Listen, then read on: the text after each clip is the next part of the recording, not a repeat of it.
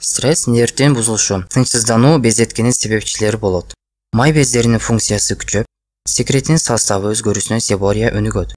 Майлоо тешикчеси көп териде бозомтук кара тактар тыгындар пайда болот. Эгер сиздин бетиңизге безеткилер чыгып, бет териңиз бузулса, демек сиз туура эмес тамактанып жатасыз.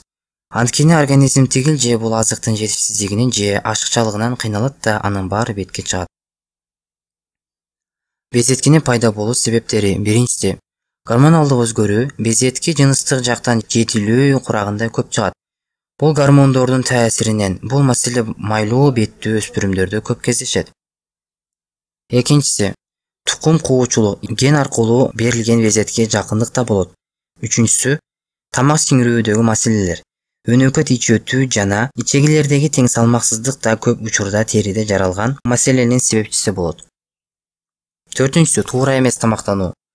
Жеген тамактагы ашыкча крахмал, шекер, куурулган жана майлуу азыктар, кофе курамында йод бар азыктар да безеткинин пайда болушунун дагы бир себепчиси. Безеткиден арылууда дары-дармектерден көрө тамактанууну жөнгө салуу ал да канча натыйжалуу. Бешинчиси, тамеки жана ичимдик. Булар калыптагыдай зат алмашууну бузат, ал эми андан токсиндер жана уу ден соолукка айкыз зыян келтирет.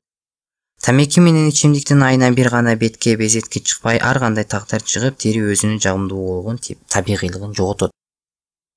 Алтынчысы, стресс. Нервтин бузулушу, стресс, тынчсыздануу да безеткинин себепчилери болот. Жетинчиси, аба ырайынын шарты, жыл мезгилинин жана климаттын алмашышы, ошондой эле күндө көп болуу да безеткинин чыгышына шарт түзөт. Сегизинчиси, макияждын кээ бир түрлөрү безетке жеткириши мүмкүн. Макияжды өтө көп колдонгон айымдар сөзсүз түрдө безетки менен кагылышат.